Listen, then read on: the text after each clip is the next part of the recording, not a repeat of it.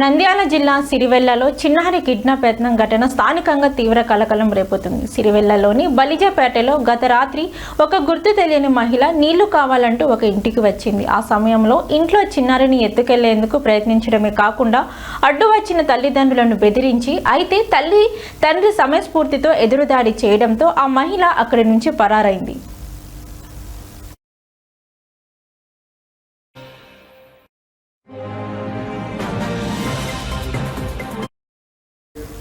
రెండో ప్రయత్నంగా ఉదయం చిన్నారికి స్నానం చేయిస్తున్న సమయంలో అదే మహిళ మళ్లీ ఆ ఇంటి పరిసరాల్లో రెక్కి నిర్వహిస్తూ కనిపించింది. సమీపంలోని ఇంటి చాటున నక్కి చూస్తుండగా గమనించిన తల్లి గట్టిగా కేకలు వేసింది. స్థానికులు ఆమెను పట్టుకునే లోపే ఆ మహిళ తప్పించుకొని పారిపోయింది.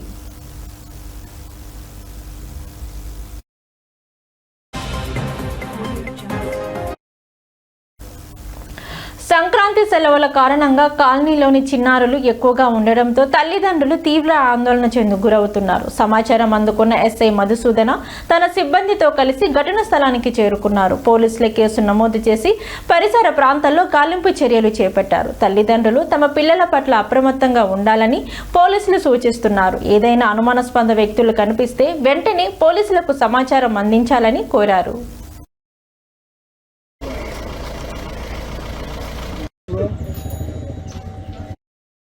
నిన్న ఎప్పుడు వచ్చారా చెప్పు? ఎన్ని గంటలకు వచ్చింది? నిన్న మధ్యాహ్నం 1:30కి వచ్చింది. మేము పాపని తీసుకొని పోతా అంటే ఇవ్వలేదని మమ్మల్ని కత్తి చూపి బెదిరించింది. నేనైతే ఖచ్చితంగా తీసుకుపోతా అని, మీరైతే అడ్డు తప్పని నేను తీసుకుపోతా. మేము ఆమె ఎన్నుకుంటుందని కొట్టినాం. కొట్టిన తర్వాతకి ఆమె అయితే నేను తీసుకుపోతాను గేట్ వరకు వచ్చింది. వచ్చిన తర్వాతకి మేము ఆమె మూతి స్కార్ఫ్ ఇగ్గుతుంటే పాపని ఇసిరేసి పారిపోయింది.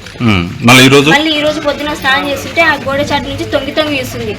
ఫస్ట్ నేను పట్టించుకోలేదు, ఎవరో లేని, ఎందుకు మళ్ళీ చూసిందని చూస్తే ఆవిడ. మేము చూసేసరికి అటు సైడ్ వారిపోయింది.